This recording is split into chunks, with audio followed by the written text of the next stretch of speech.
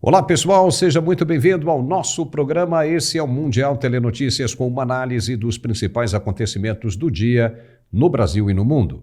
No programa de hoje nós vamos mostrar que querem a cabeça das ministras da Saúde e do Meio Ambiente do governo Lula. Deputado já entrou com representação contra elas por improbidade administrativa. Supremo Tribunal Federal Brasileiro nega acesso à transparência da informação. Portal de Notícias pede para analisar sistema de sorteio de processos para ministros e presidente diz não. E cresce campanha contra os candidatos do PSD, que começam com o número 55. A insatisfação do eleitor poderá ser sentida já nessas eleições. São os destaques do nosso programa de hoje, que está começando agora. Acompanhe com a gente.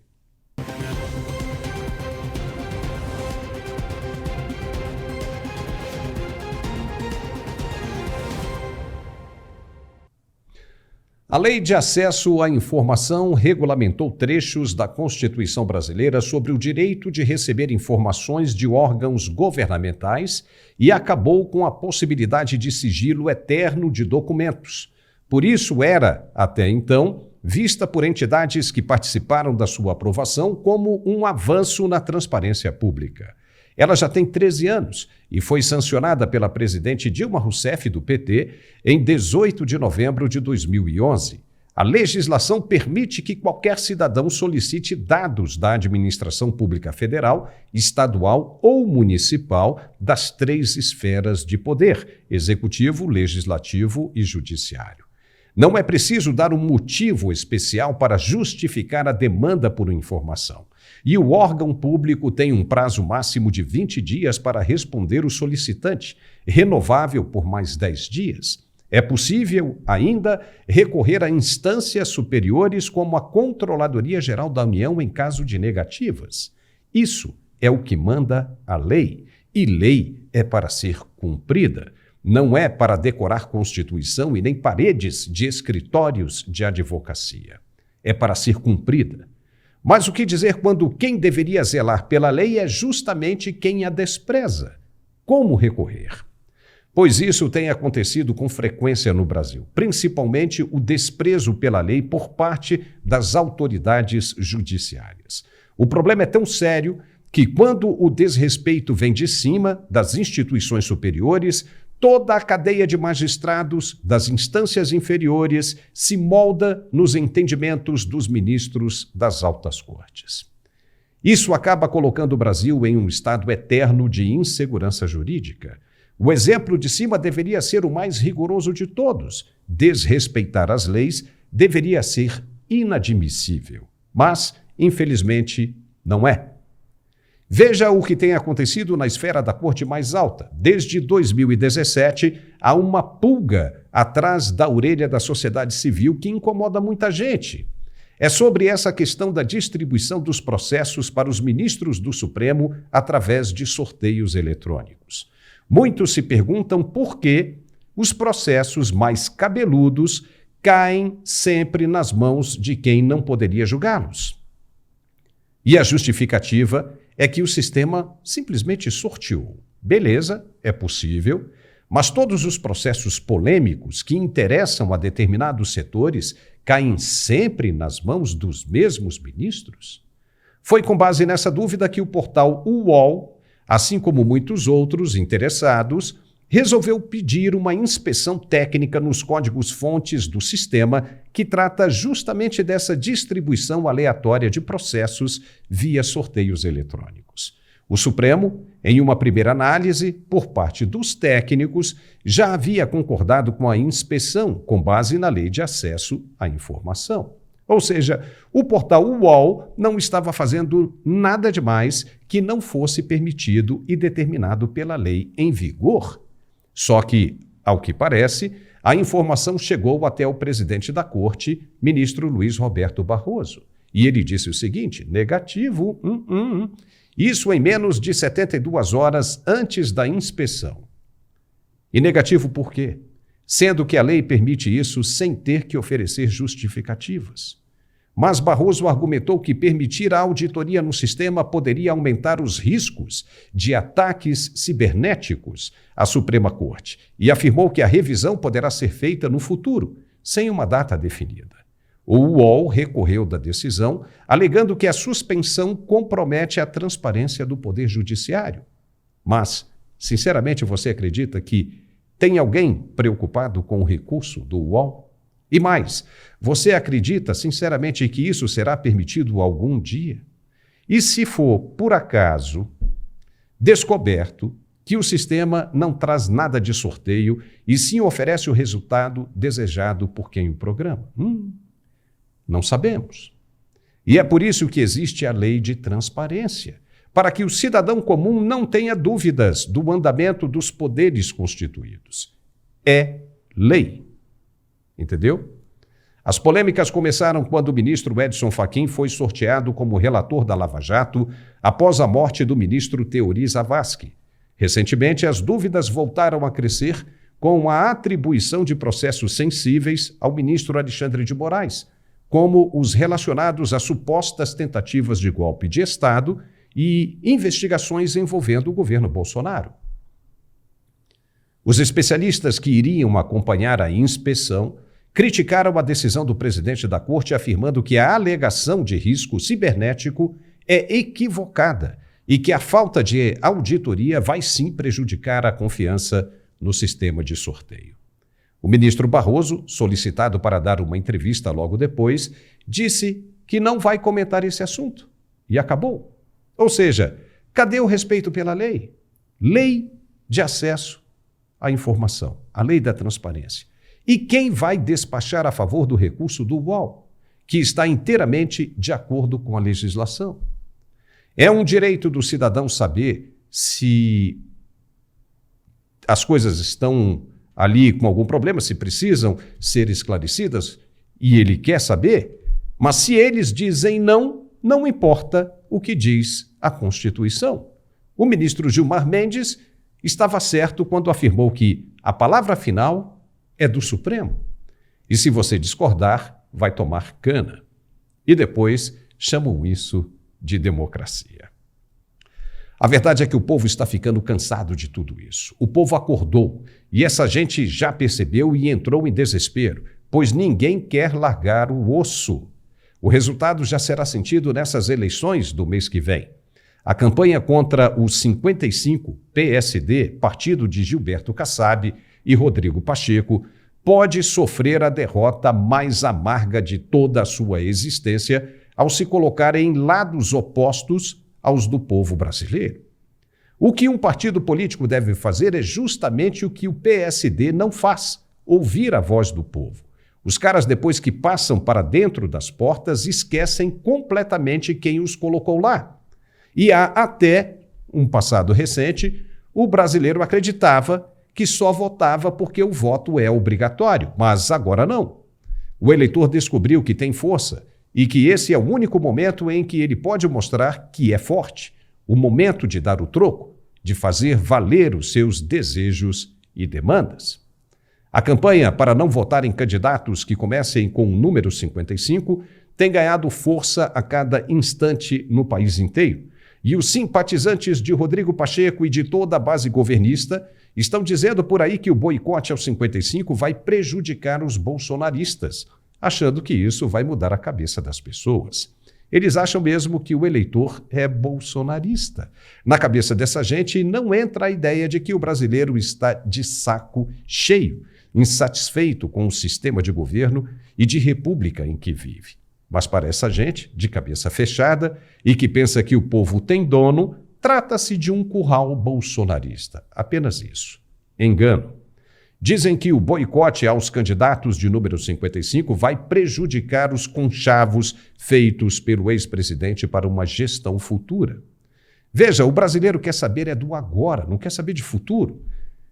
Se está pressionando os senadores do PSDB para votarem em processo de impeachment agora, sendo que Bolsonaro não anda dizendo absolutamente nada a respeito, é porque o povo anda sozinho, com as próprias pernas, sem Bolsonaro. E lembrando que o ex-presidente está inelegível. Esse é o fato. O povo é maior do que o ex-presidente Bolsonaro. O fato dele ser ovacionado é porque não tem ninguém mais que represente essa insatisfação do povo brasileiro do que ele mesmo. Mas as vontades dele não são maiores que a vontade do eleitor. As avenidas cheias já mostraram isso. Não é Bolsonaro ou o pastor Silas Malafaia que leva as pessoas para as ruas, não. E sim a insatisfação com o sistema de governo que o povo tem hoje, com uma república cheia de vícios e decisões inaceitáveis. O povo não quer mais isso e está pouco se lixando para os conchavos futuros. Muitos, nem aqui entre nós, vão estar nesse futuro planejado por Bolsonaro. E muitos não vão aguentar tanto tempo assim para voltar a estar com seus familiares nos almoços de domingo, nas festas de fim de ano, apenas porque o ex-presidente está pensando nele para o futuro. Lamento, mas essa não é a questão. Se o ex-presidente vai se frustrar com o resultado do povo nessas eleições, para com os apoios que vem fazendo, é um risco. O povo não vai e não quer abrir mão dessa pressão agora em cima dos que têm o número 55. E o que vai acontecer se o PSD não conseguir suas prefeituras e câmaras legislativas? Vai pensar seriamente para 2026. Vai ficar com medo de perder sua representação completa. Uma vez sem seus representantes, não tem mais verba do fundo eleitoral, papai. E nem do fundo partidário. Vai perder a força e o poder que tanto não quer largar. Querendo ou não, é bonito de ver o que está acontecendo hoje. Um gigante acordando e dizendo para essas autoridades que quem realmente manda no país é o povo, a quem realmente pertence o Brasil. O resultado vai ser sentido nas urnas, mais do que sempre foi nas eleições passadas. Agora tem um outro lado. Se depois de tudo isso, os chamados isentões ou os que pertencem a uma identificada massa de controle popular votarem pela manutenção do sistema que está aí, então entra aquela expressão, toma que o filho é teu, ou aquela, quem pariu Mateus que o embale. Não vai adiantar chorar depois. Não se pode perder as oportunidades. Vamos fazer agora uma pausa para o recado de nosso apoiador. É para quem está sofrendo de dores pelo corpo. Vale a pena prestar atenção no recado do André Andrade. Veja aí. Meu nome é Sérgio. Falei com você há um bom tempo atrás, sobre o meu acidente de moto que eu sofri, foi grave. Tive 9 cirurgias na perna, meu joelho foi aberto 2 vezes. Meu médico me diagnosticou com artrose, com bico de papagaio, com hérnia de disco, Meu joelho estava osso no osso, ele disse que para as dores sair, para as dores acabar, eu teria que fazer uma cirurgia, colocar uma prótese. Tomei o Articulac, estou tomando e quero dizer que estou bem melhor, viu? E eu sei que não é fácil, mas a gente tem que se esforçar, Eu quero agradecer aí a Andrei e o Articulac. Olá, Paulo, é um prazer estar aqui mais uma vez para falarmos desse produto fenomenal, gente, o Articular, que é por isso que eu quero atenção agora, você que está sofrendo com muitas dores, você que trabalha bastante, você que tem uma rotina extensa, você que precisa aumentar sua produtividade, você que está para baixo, não está conseguindo nem aproveitar o seu dia a dia, um final de semana com a família por conta das dores. Gente, você acabou de ouvir mais um depoimento de uma pessoa que hoje não sofre mais com dores e eu quero que você também seja o próximo a contar a sua história, contar o seu depoimento, porque, gente, viver com dor é terrível. Eu sei porque eu já passei por isso e eu te falo que a pior coisa é você ficar gastando com remédios que não funcionam, ficar preso no sistema da farmácia, porque remédio e farmácia é isso, Você compra o remédio, ele te dá uma solução paliativa, passa 2 horas, o efeito acaba, a dor volta de novo. E aí você torna a comprar e fica nesse looping, nesse ciclo vicioso que nunca termina. Nunca acaba o tratamento e você sempre comprando e sofrendo com dor a cada dia que passa. Então, se você quer uma solução definitiva para acabar de vez, para eliminar aquela dor terrível no joelho, aquela dor na coluna, aquela dor no ciático, aquela dor nas articulações, aquela circulação travada, aquele dia que você não consegue nem trabalhar, não sai de casa, não consegue dirigir, aproveitar, se você quer uma solução, Articular, que, gente, esse produto é fenomenal, é o único produto que consegue dar resultados a partir da primeira semana de uso. E nós cravamos isso por quê? Ele tem uma alta eficácia, é um produto que tem uma fórmula premium, reconhecida pela Anvisa e Ministério da Saúde como o melhor tratamento, justamente devido a ele ter altas doses de condroitina, magnésio, cúrcuma, vitamina D, cartilagem C2, e esse produto é o único no Brasil com ácido hialurônico ortopédico. Gente, todo mundo sabe que hoje ninguém mais faz cirurgia de prótese, ninguém coloca mais prótese, ninguém mais procura por operação, principalmente ortopédica. Por quê? Porque tem pós-operatório, tem a chance de você pegar um profissional que não está nos melhores dias, tem a chance de você não se recuperar ou o seu organismo não aceitar a prótese, e aí fica de pós-operatório, é tempo de cicatrização e tempo é dinheiro, não dá para ficar parado. Principalmente quem trabalha bastante no dia a dia, não dá para ficar esperando ter resultado, não.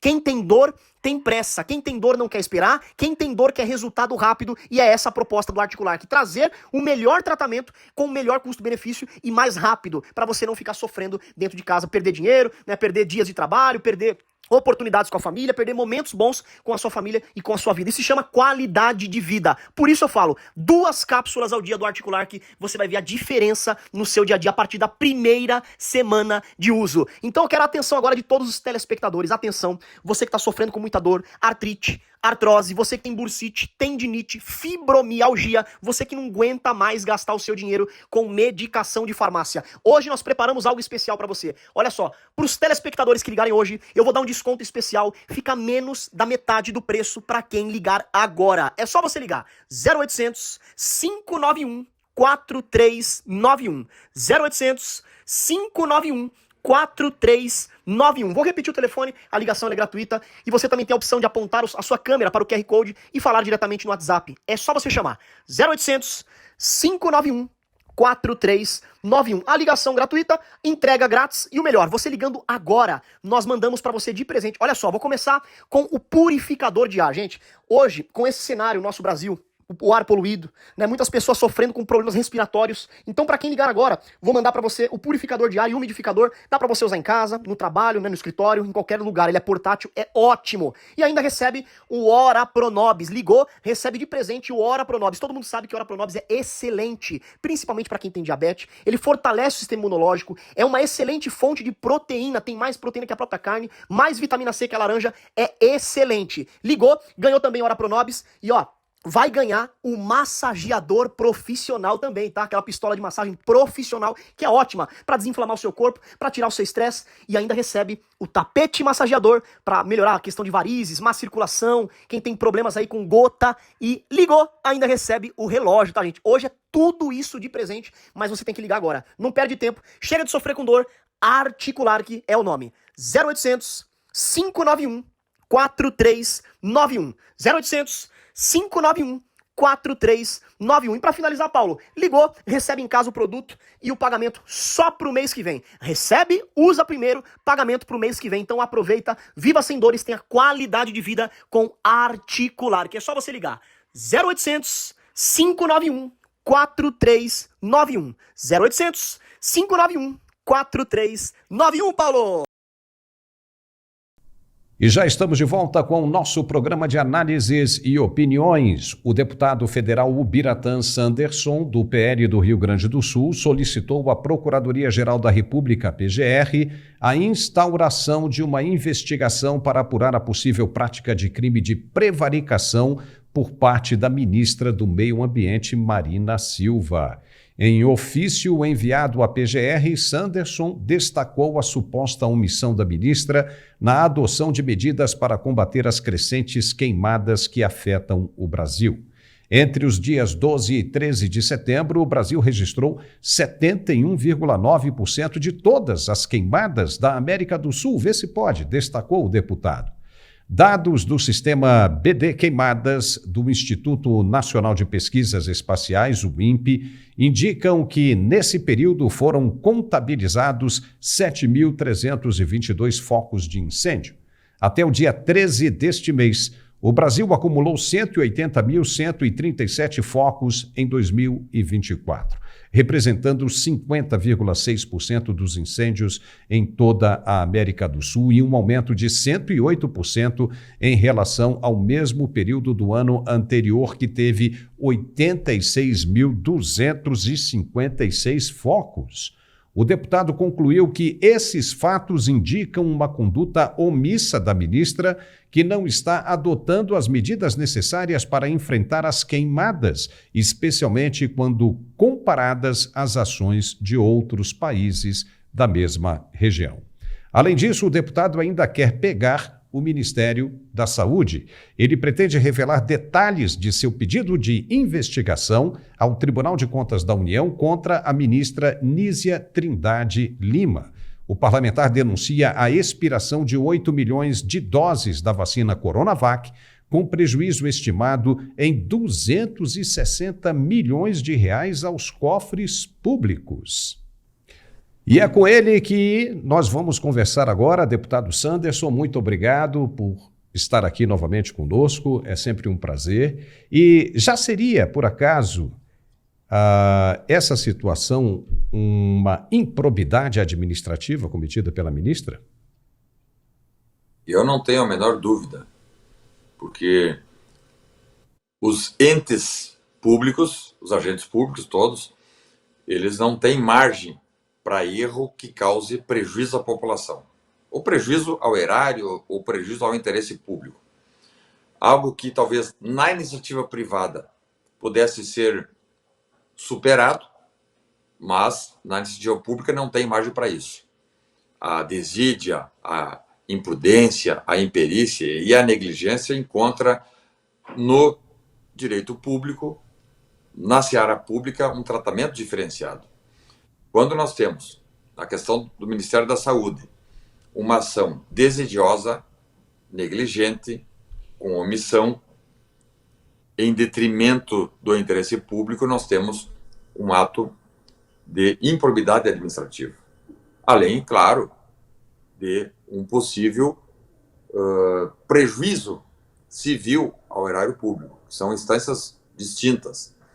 Por isso, representei ao Tribunal de Contas da União para que a ministra da Saúde responda dentro dos ditames legais.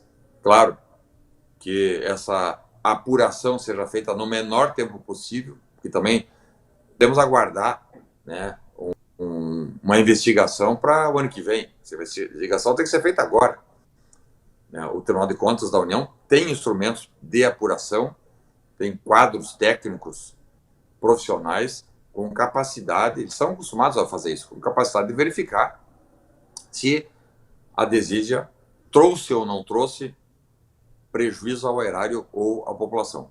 Nós não estamos tratando aqui de dolo e culpa. Não interessa para nós se teve dolo.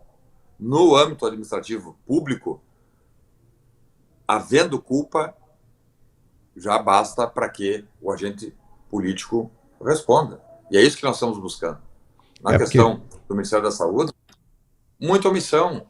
Mas a equipe não sabe trabalhar, a ministra é incompetente. Bem, isso aí não interessa para nós se ela é incompetente, se ela é imprudente, se ela é negligente ou imperita. O que é ser imperito? É não saber fazer. Quando se nomeia um agente público para ser um ministro e ele não sabe fazer porque é incapaz intelectualmente, ou entre aspas, porque é uma pessoa burra, me perdoe aqui a palavra, nós temos ali já configurado a improbidade administrativa. E é isso que estamos buscando para que essa ministra da Saúde seja responsabilizada, independente dela ser também afastada, que é o caso do ministro dos Direitos Humanos. Eu também, isso agora oficiei a PGR, para que, independente da saída dele, que ele responda criminalmente. Aí a questão dele é criminal, não é nem de improbidade só. Também tem improbidade, porque ele desviou da sua função. Mas tem um crime que precisa ser investigado. Assédio sexual é algo gravíssimo, ainda mais para aquele, no caso do ministro dos Direitos Humanos, que se dizia o protetor das garantias constitucionais dentro do Poder Executivo, quando era ele justamente que atacava. E cabe também a situação para a ministra do Meio Ambiente, ou melhor, para a pseudo-ministra do Meio Ambiente. Na minha concepção, ela não é ministra do Meio Ambiente, coisa nenhuma, ela não tem capacidade intelectual para isso, E os prejuízos são flagrantes. A população do Brasil inteiro. Eu estou aqui no sul agora, na fronteira com o Uruguai, uma cidade chamada Santana do Livramento. É fronteira seca, Brasil e Uruguai. Aqui nós estamos com um céu cinzento da fumaça que vem do norte do país, imagina? Então, o Estado brasileiro, através do Ministério do Meio Ambiente, tem instrumentos de controle que não foram utilizados por uma série de razões. Por omissão, por desídia, por imperícia, por negligência, por má vontade, né? E então, esses 3 ministros que eu citei aí, Meio Ambiente, ministra da Saúde e o ministro lá, o tal de Taradão, ministro dos Direitos Humanos, cometendo em plena gestão dos seus mandatos ou das suas administrações, cometendo crimes, improbidade administrativa, o que deixa muito claro que o governo federal hoje não se preocupa em preservar o interesse da população brasileira, se preocupa em acomodar seus apadrinhados. Nós temos indicativo, inclusive, de que Lula, outros ministros sabiam da prática delitiva do tal ministro dos Direitos Humanos e não agiram porque ele era do time. Né? Isso é crime de prevaricação, crime grave, inclusive. E, deputado, nós vamos falar sobre essas questões aí também de meio ambiente e talvez até de direitos humanos um pouco mais para frente, mas é impressionante para onde se olha, se vê coisa irregular. Depois a turma fica dizendo, vocês estão batendo no governo, vocês são de oposição, mas não, os fatos estão aí, as coisas estão acontecendo aos olhos de todo mundo. 8 milhões de doses da Coronavac expiraram com o aumento de casos da Covid-19. Na sua visão, houve negligência na gestão da ministra da Saúde nesse caso das vacinas? Houve negligência, na minha observação, mas não só negligência, que são aqueles requisitos ali para o cometimento de uma improbidade administrativa, por exemplo, ou próprio de um crime contra...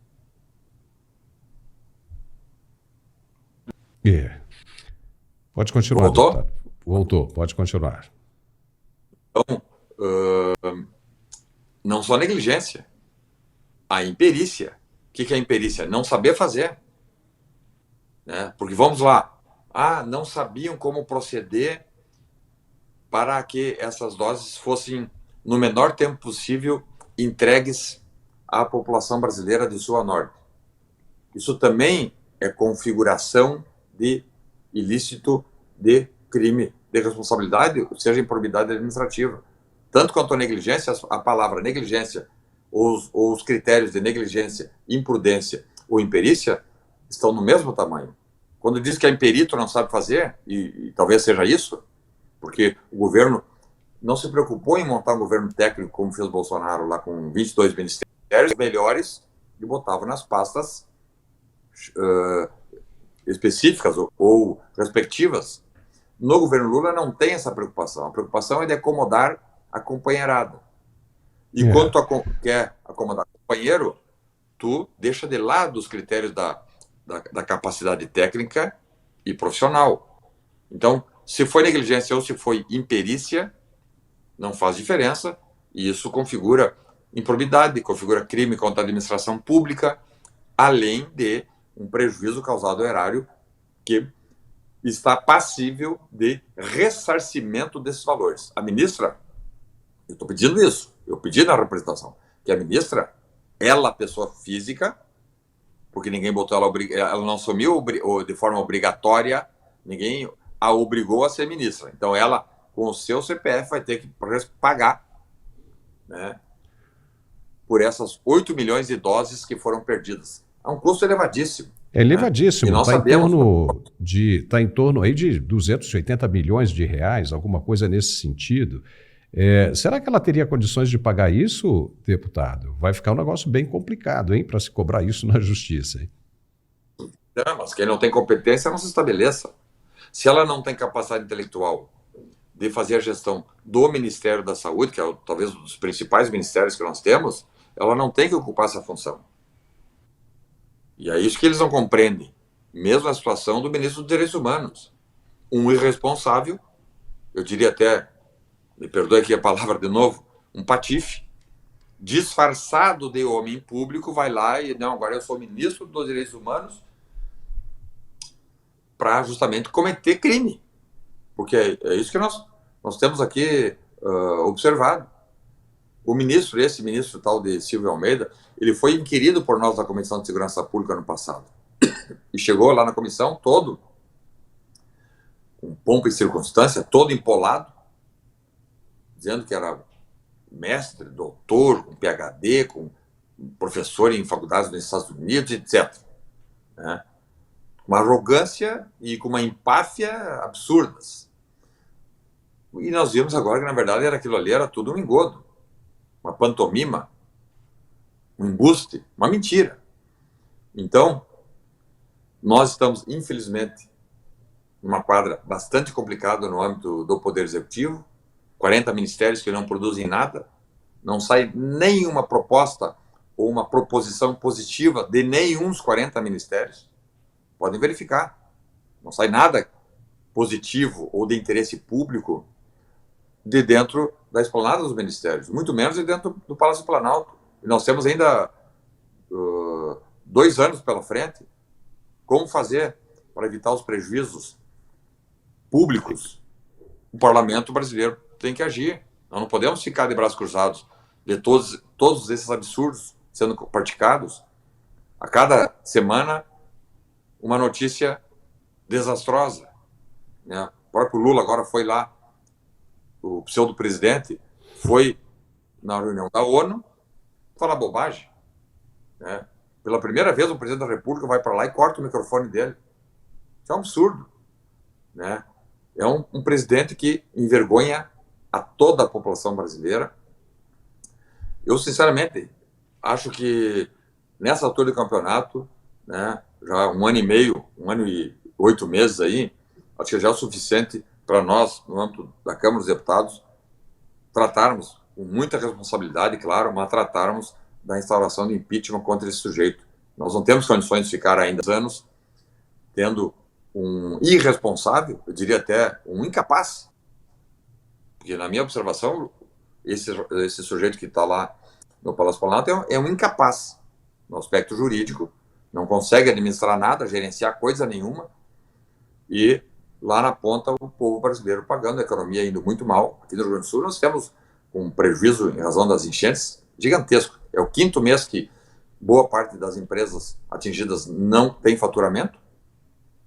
O tal de Lula mandou um sujeito chamado Paulo Pimenta, que é um deputado federal que foi nomeado ministro aqui da Reconstrução, mandou para cá, só fez pantomima, videozinho, reuniãozinha, prometeu e não cumpriu, disse que ia fazer e não fez, e aí a população gaúcha aqui, 5º mês, sem uma única ajuda efetiva, porque eles mandaram o povo para os bancos.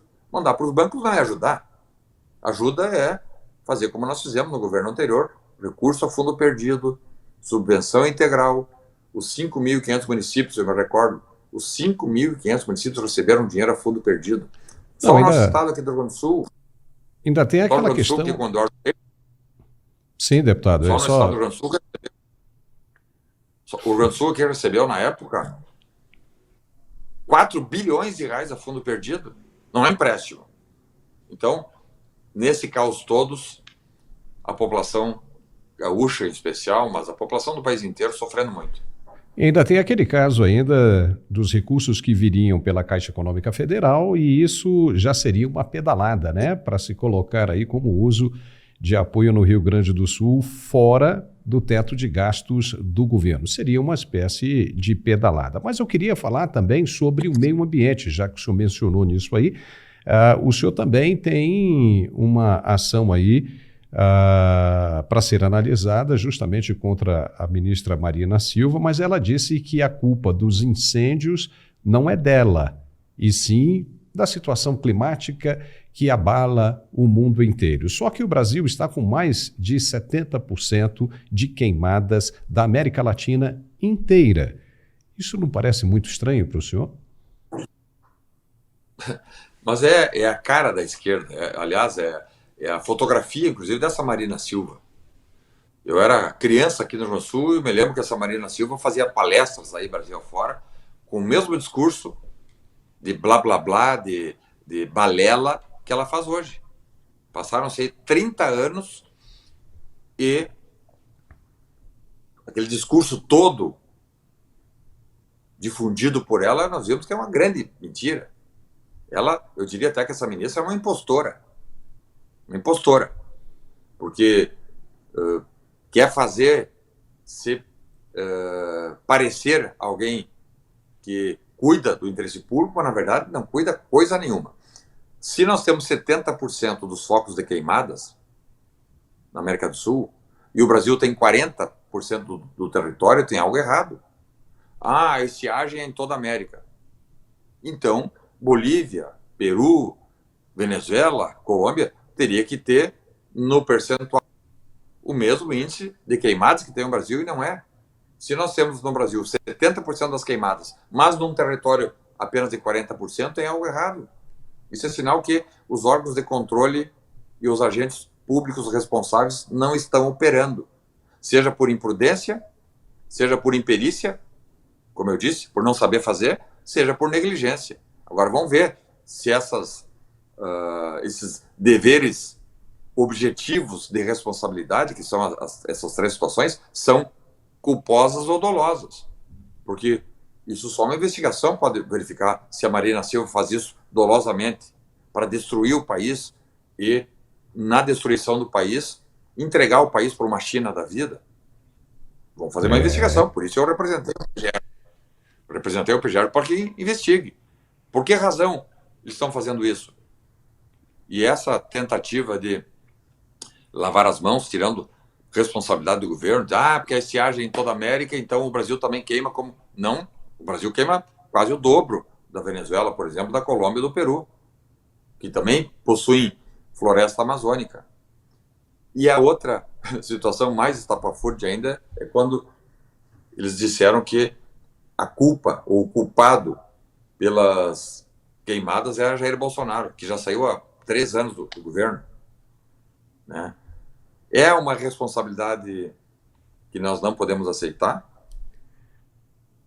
O trabalho de corregedoria do Poder Executivo é feito pelo Parlamento brasileiro, que tem deixado muito a desejar.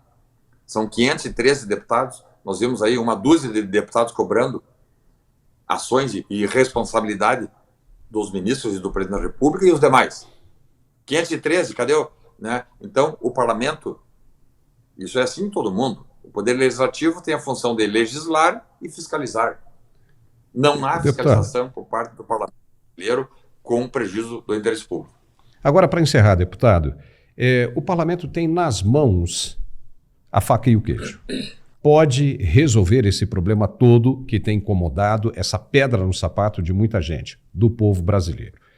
Nas eleições agora do mês que vem, nós já temos aí uma pancada forte em cima do partido PSD. O número 55 está havendo uma campanha muito forte para que o povo não vote nos candidatos de número 55. Mas para 2026, não seria interessante pensar ou repensar a questão do voto auditável? O que o parlamento tem pensado nesse assunto para 2026? Isso é algo fundamental, né? E ter uma série de cautelas e salvaguardas é absolutamente necessário. Aí alguns dizem, mas o sistema eleitoral do Brasil é rígido e confiável. Fosse confiável totalmente, não teria tantas ações Brasil afora e tantos fóruns de debates tratando disso. O Parlamento, inclusive, tem uma dúzia de projetos tratando sobre isso. Tem um projeto que está na CCJ que trata sobre isso, sobre a apuração pública de votos, sobre o escrutínio público, sobre a possibilidade de nós termos a certeza de que o nosso voto chegou e foi computado com publicação do resultado para o eleitor tal, para vereador, para prefeito, etc. Né? Isso, na minha observação, tem que ser realizado, é um aprimoramento. Transparência não faz mal a ninguém. Quem não quer transparência é quem tem medo da transparência. Então, voto impresso, voto auditável, escrutínio público, contagem pública dos votos, isso tem que acontecer. Ainda mais quando agora revelado lá na Venezuela, cujo presidente e o regime, enfim, é sócio do regime brasileiro. O presidente é amigo visceral de Lula. Nicolás Maduro e Lula são praticamente irmãos. E Nicolás Maduro, narcoditador, corrupto, um motorista de ônibus que hoje é trilionário, tem relação com o Lula em todos os aspectos. Ele tem um mandado de prisão em aberto, recompensa, inclusive, nos Estados Unidos, 15 milhões de dólares para quem prender Nicolás Maduro. Pois bem, Nicolás Maduro, num ato falho, disse: ficam criticando a Venezuela, que aqui tem fraude nas urnas, mas o Brasil também não tem voto auditável. Ele disse lá, e o Lula aqui no Brasil foi indignado, né? Então, quando o resultado lá na Venezuela é publicado, todo mundo sabe que lá houve fraude. Acho que o próprio Nicolás Maduro até já assumiu que houve fraude, eles não houve. E ele assumiu que vai permanecer com a anuência obsequiosa do Brasil, né? Nós temos aí reavivada aquela desconfiança. Eu não estou dizendo que houve fraude nas urnas nas últimas eleições do Brasil, mas eu estou dizendo sim que há desconfiança. Eu, particularmente, não confio no sistema. Eu não sou obrigado a confiar. Não estou dizendo que teve fraude, mas eu vou confiar o dia que tiver esses instrumentos todos de transparência. E, aliás, diga-se de passagem, esses instrumentos são baixíssimos de preço, fácil de fazer. Hoje tem instrumentos de tecnologia que, aplicados, beneficiaria a todos. Eu não sei por que a resistência das autoridades eleitorais em não querer transparência. Olha, temos que sempre procurar o aprimoramento, não é? Não é assim que funciona? A tecnologia está sempre em evolução. Nós temos que procurar sempre evoluir, né? Nós temos aí sondas espaciais que estão chegando aí bem longe no universo, que foram produzidas na década de 70. O nível da tecnologia hoje já é outro, para trazer outros resultados, sempre pensando numa melhoria, né? Ou seja, num bem-estar, né, de uma sociedade em termos gerais. Então, num caso como esse, não podemos ficar aí com o mesmo artefato usado há 30 anos ou há 20 anos, né, que haja aí uma mudança, mas que já está obsoleto. Então, é saudável até se cobrar isso para esclarecer, porque é um direito do cidadão ter acesso à informação, a ser claro. Isso é democracia, né? Se você vota, se você escolhe, se você conversa, isso tem que ser claro, tem que ser aberto, porque isso é democracia. Concorda, deputado? Concordo. Porque a gente tem que ficar, mais uma vez, à mercê da desconfiança. Por quê? Não tem porquê. Nós temos instrumentos para retirar essa desconfiança. Se eu sou um presidente do TSE, eu vou dizer, não, qual é a desconfiança? Qual é o tamanho da desconfiança? Metade da população, pelo menos, desconfia. Então, vamos fazer. Se fosse 1%, já valeria a pena fazer. Imagina quando pelo menos a metade desconfia dos resultados. Aqueles que tem que aprimorar, né? Tem que melhorar.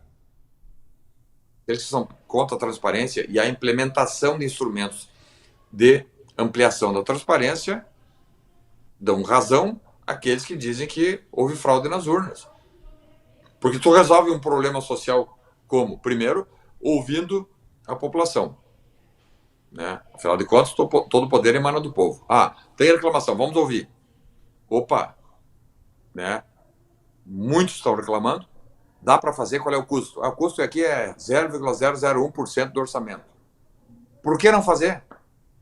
É isso que chama atenção, né? O discurso vazio de que não tem que fazer porque o sistema é rígido e o sistema é confiável. Se fosse, não falando sobre isso. E por isso que é fundamental que nos próximos anos, né, nós temos ainda 24, 25, 26, enfim, para que nas eleições presidenciais e gerais lá de 2026 a gente não fique de novo à mercê, né, dessa desconfiança toda, e daí divulgam lá o resultado, 51%. De novo vai o Brasil inteiro entrar em conflito, né, esgarçamento político, institucional, vai voltar de novo. Vai voltar não, vai aumentar, porque nós já estamos no esgarçamento. Se nós chegarmos lá em 26 e de novo vierem com 51% a favor, por exemplo, de Lula e companhia, pode ter certeza que o Brasil virá, sim, um grande caldeirão com uma guerra civil. Infelizmente, por isso que nós temos alertado para que as autoridades do parlamento ajam de uma vez, para que os parlamentares ajam, porque o Poder Executivo e o Judiciário só cumprem a lei, né? Poderia fazer de ofício a Justiça Eleitoral.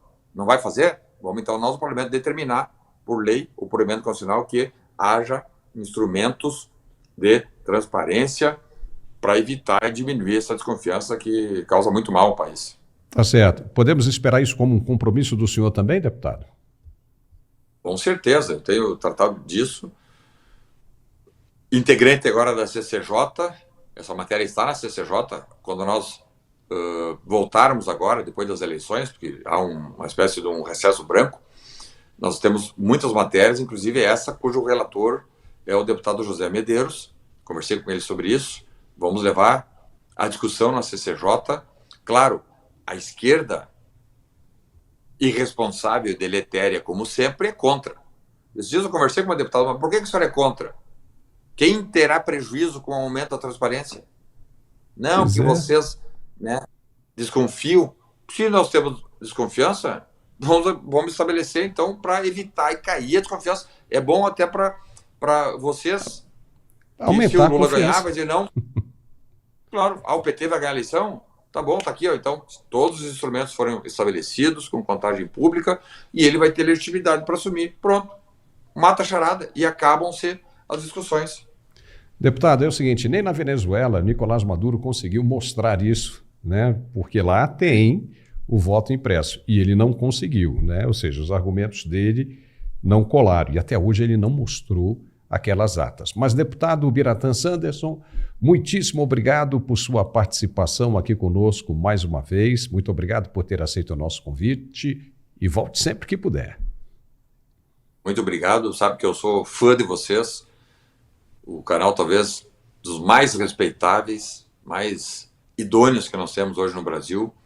E, mais uma vez, muito obrigado pela oportunidade. Conte sempre comigo aqui para falar sobre política, sobre justiça, sobre essas mazelas que, infelizmente, atacam o Brasil, seja na questão ambiental, seja na questão da saúde pública, seja na questão dos costumes, com esse ministro ali dos direitos humanos cometendo barbaridades.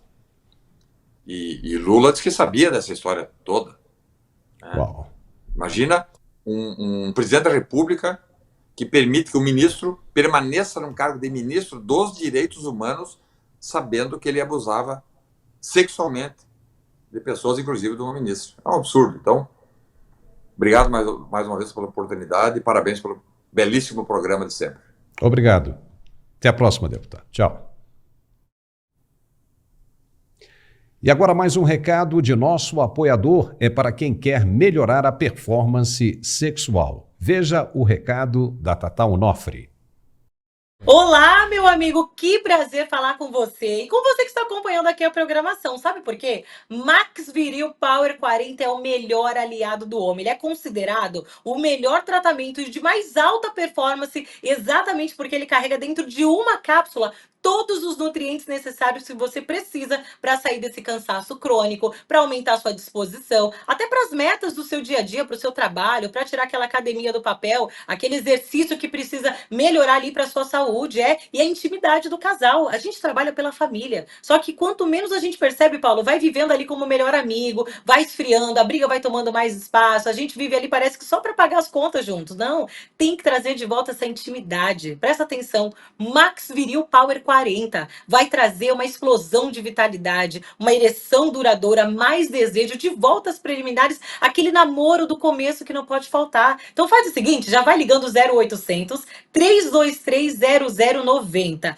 Esse é concentrado, vai regular sua testosterona, vai também melhorar o fluxo sanguíneo masculino, principalmente para você que é diabético, você que tem qualquer problema circulatório. Não espere chegar o problema. Mesmo com a medicação em dia, qualquer impedimento na sua circulação ejaculação, diminui a potência, diminui o desejo, traz uma ereção flácida. Por isso que às vezes você sente que está numa semana muito cansado. O Max Viril Power 40 ele vai ativar todas as terminações nervosas para trazer uma ereção duradoura, mais resistência, você consegue namorar por mais tempo, diminui a hipersensibilidade, a ansiedade, então você consegue ter o tratamento da ejaculação rápida e tudo isso em uma cápsula. E não é mágica não, tá? É realmente uma empresa que investe na tecnologia mais potente e moderna. Essa nanotecnologia junto com essa formulação potente traz um resultado incrível, melhorando tanto a parte de prevenção de próstata e diversas doenças, trazendo mais disposição, ele aumenta o calibre das veias, bombeia mais sangue para o órgão genital, trazendo uma ereção mais rígida e duradoura. Olha que incrível. Então faz o seguinte, já liga 0800 3230090. Você que é esposa também, eu quero ver você se cuidar, porque tem que ter esse chamego, tem que ter esse carinho, tem que ter esse amor no dia a dia. A gente não pode se perder. E eu tenho certeza que vai ser o melhor investimento para você que é homem. Sabe, porque o homem inteligente, ele não sai de casa com a gasolina no reservatório. É assim com o nosso corpo também. A gente tem que fazer o melhor. Só que eu vou fazer o seguinte, ó, já que eu estou aqui com o meu amigo Paulo, eu vou liberar para você que vai ligar agora, tá bom? Primeiro, eu vou liberar os 70% de desconto, pagamento facilitado, frete você não paga a ligação e vai levar de presente esse fone sem fio Bluetooth, AirDots e o relógio smartwatch que é lindíssimo, top de linha, cheio de função. Só que para agora, se você ligar nos próximos 30 minutos, dá um toque aqui no 0800, vou liberar mais um gel especial, mas tem que ligar agora. 0800 323 0090, Paulo.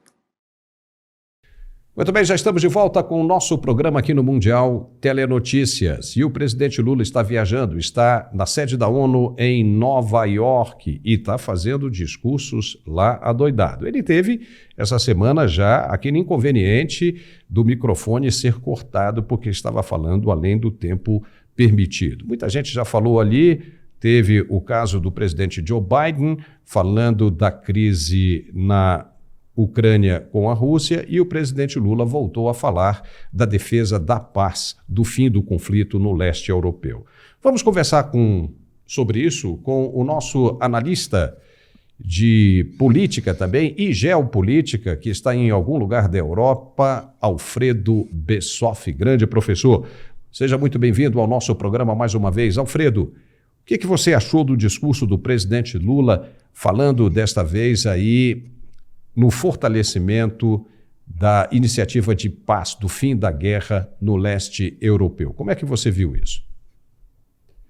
Deplorável a manifestação do Lula, não pela sua postura pela paz, o que seria louvável, mas deplorável no sentido de que, quando ele tenta acertar, ele erra. Ele fez uma abordagem totalmente equivocada, para variar, colocando o Brasil sempre do lado errado.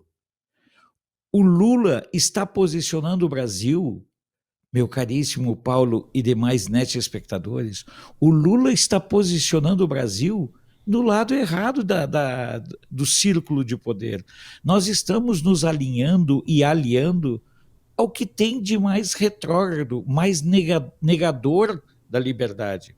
E é importante que a gente deixe claro, o Lula hoje é apenas um cadáver político que continua vociferando coisas como se ele ainda estivesse lá em 88, 89, antes do fim da União Soviética e antes da queda do Muro de Berlim. Paulo, eu fico pasmo ao perceber que o Lula não se deu conta ainda que ele falou em Nova York, na Assembleia da ONU, 1 minuto depois as redes sociais estavam comentando.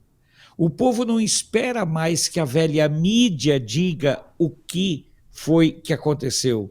O povo, e aí eu quero aqui saudar o teu editorial, a tua manifestação em relação ao papel do Bolsonaro, que é uma manifestação muito próxima da que eu tenho. Eu acredito que o Bolsonaro, se ele quisesse liderar o país verdadeiramente nesse momento, e o campo conservador, ele deveria sair do PL para ter liberdade, ele não é candidato mesmo, sair do PL para apoiar candidaturas conservadoras em todo o país. O que ele está fazendo hoje é apenas um serviço ao PL que de conservador. Voltando ao Lula, nós observamos que o Lula não se deu conta ainda de que ele não manda mais na pauta que ele gosta de ter. Ele foi falar da questão ambiental, o Brasil pegando fogo. Paulo, ele chega na ONU para falar da paz, condenando Israel, que está se defendendo. Me desculpe se vocês têm uma opinião diferente.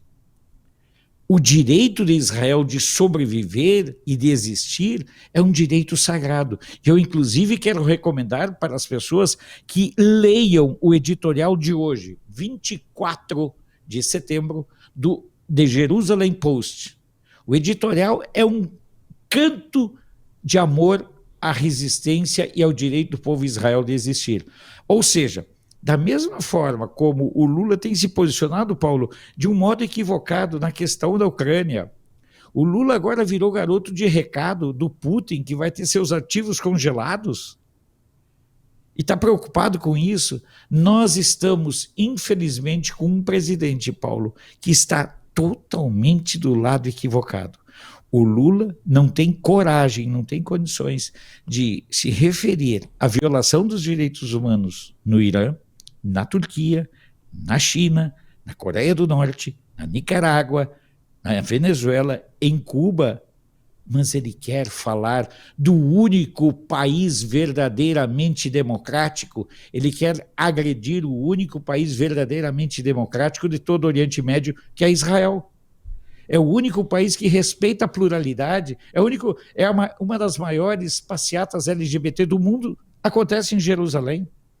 Então, infelizmente, Paulo, o discurso do Lula na ONU foi um discurso vergonhoso, foi um discurso deprimente, e eu imagino o contorcionismo, Paulo, você é homem de comunicação da vida inteira, eu imagino o contorcionismo que os editores da velha mídia terão que fazer para encontrar alguma coisa boa no discurso dele. O que vão tentar de explicar é aquilo de sempre, né? O Israel Itamaraty soltou uma nota dizendo que o governo brasileiro condena veementemente o ataque de Israel aos integrantes do Hezbollah. Mas ninguém fala que é o seguinte, a guerra de Israel não era contra Hezbollah, era na faixa de Gaza contra os extremistas do Hamas. E o Hezbollah foi lá admitido e falou, não, vamos meter bomba aí. E manda avião, manda drone explodindo em regiões civis, onde você tem uma população civil com mulheres, crianças e idosos. Aí ninguém fala nada, né? Porque aí vão buscar uma culpa, um culpado, uma razão, uma justificativa, uma narrativa. Não, está fazendo isso porque Israel oprime os países vizinhos. Nada disso.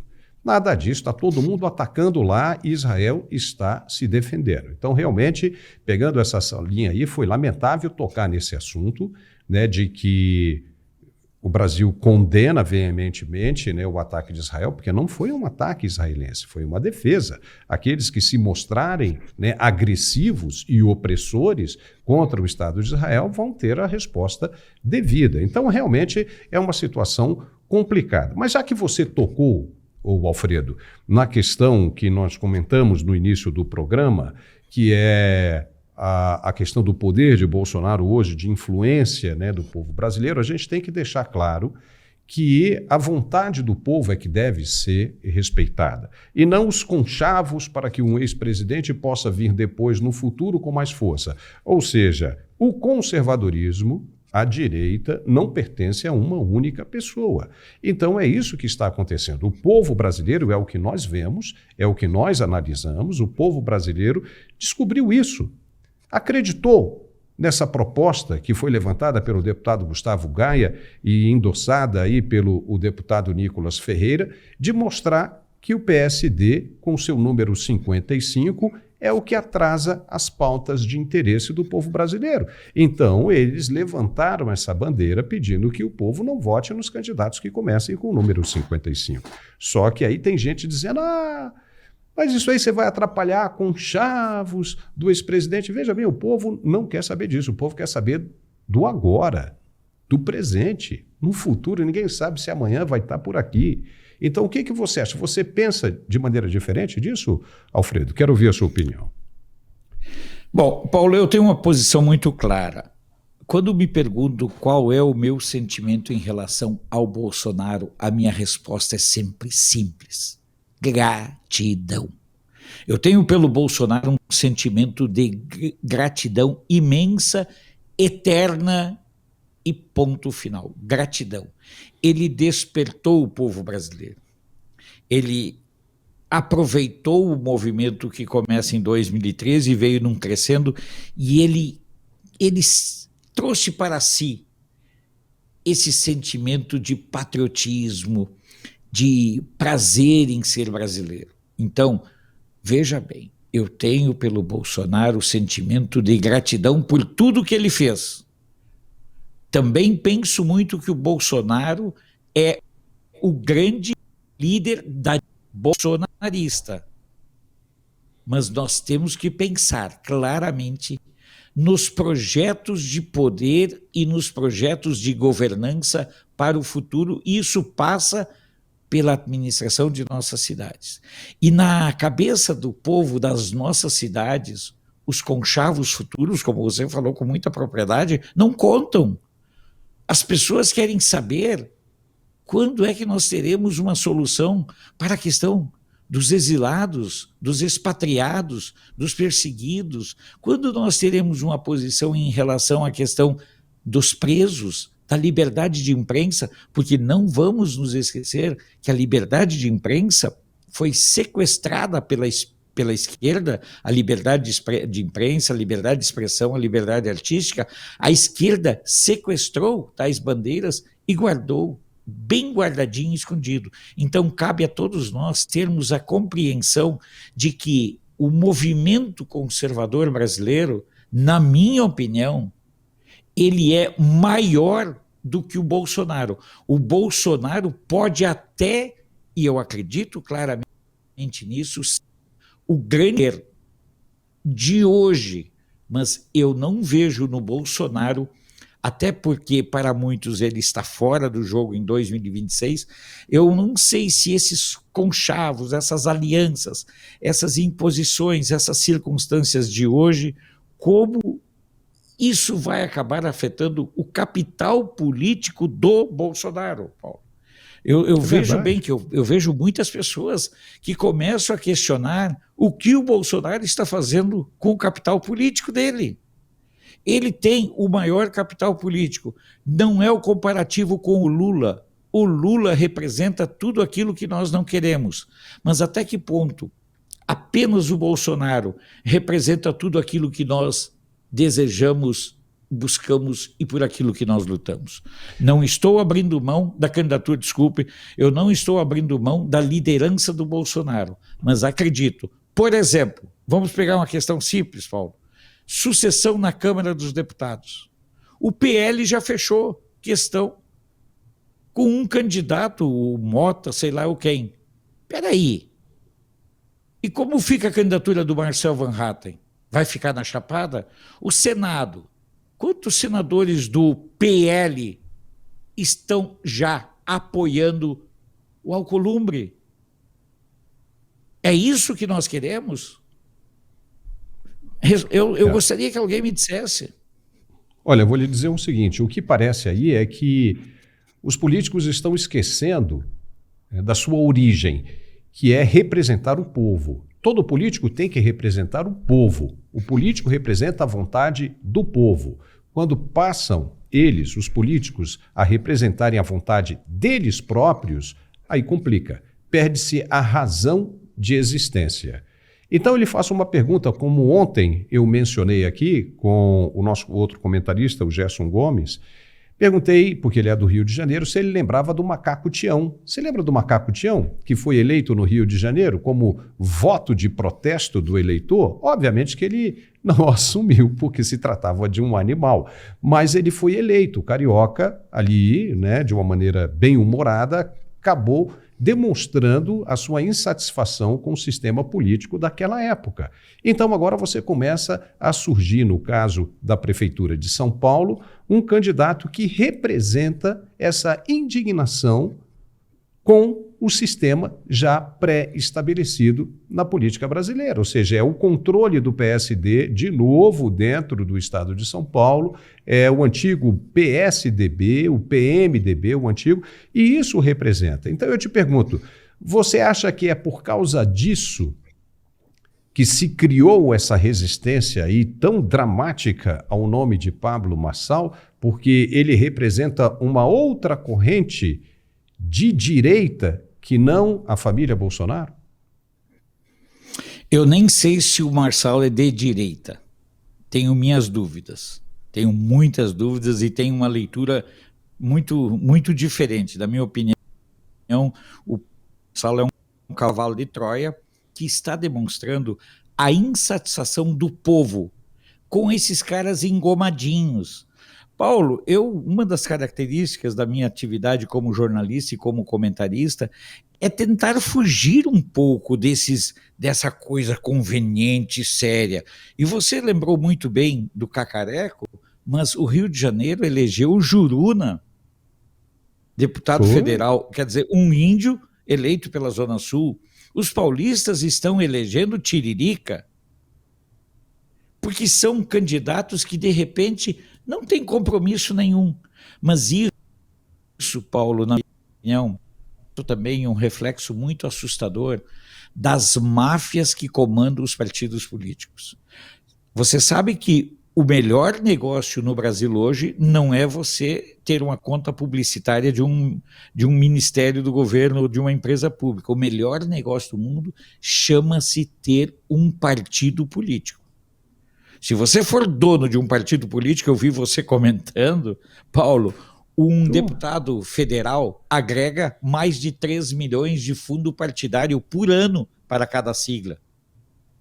Então, o que nós temos que pensar é a reforma política, termos a possibilidade de candidaturas independentes, termos a possibilidade de romper as máfias dos partidos. Aí as pessoas ficam esperneando e correm para outro partido.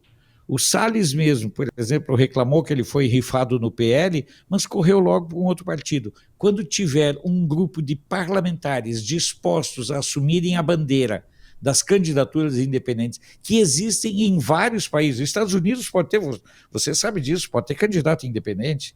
A França pode ter, porque é inerente à democracia, onde o povo possa realmente escolher os seus representantes. O Brasil é refém das capitanias hereditárias que se instalaram dentro dos partidos. Nós temos mais de 30 partidos já registrados e mais de 40 na fila, esperando o seu registro. Olha do que isso, ô Paulo? Não tem.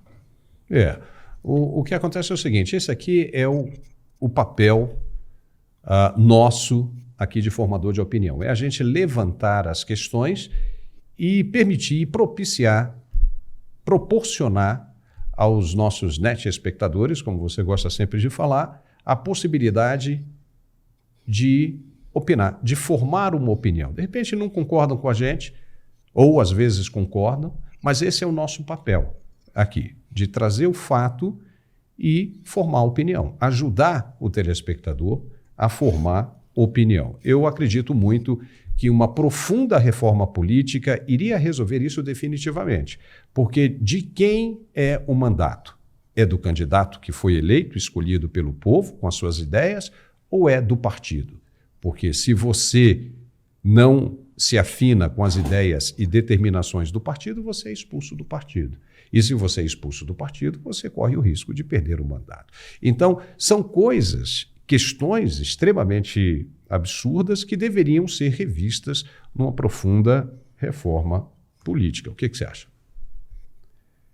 Muito importante, inclusive esse domínio, essa tirania dos partidos. As pessoas comuns do poder que um presidente de partido tem. Eu tenho histórias, eu vivi muito os bastidores de Brasília e continuo convivendo com os bastidores da política, Paulo. Existem candidaturas, quando um titular sai e entra o suplente entra só com o corpo. A estrutura do gabinete fica toda com o deputado que se afastou. E muitas vezes na necessidade de conseguir uma legenda, os deputados entregam até 80% da composição dos seus gabinetes ao comando do partido. É o partido que determina quais são as emendas que ele irá apresentar e outras coisas. Nós estamos vivendo uma ditadura muito grande dos comandos partidários, e aí o caso dessa campanha contra os 55, ela é emblemática. Porque esse é só o começo. Nós temos aí que nos livrar dos 55, nós temos que nos livrar do 13, do 12, do 14. Parece ser alguém anunciando ou cantando o jogo do bicho, ou então bingo. É um bingo. Mas é verdade. Da quermesse. É um bingo. Olha, raso 55, cai fora, sabe? Rasos 14. Não é mais sua vez. Isso é algo que me preocupa, Paulo. E nós, brasileiros, e é isso que eu gosto demais aqui no canal e nos programas que você faz, nós não precisamos agradar as pessoas. Nós temos que ajudar as pessoas a despertarem, inclusive para uma realidade.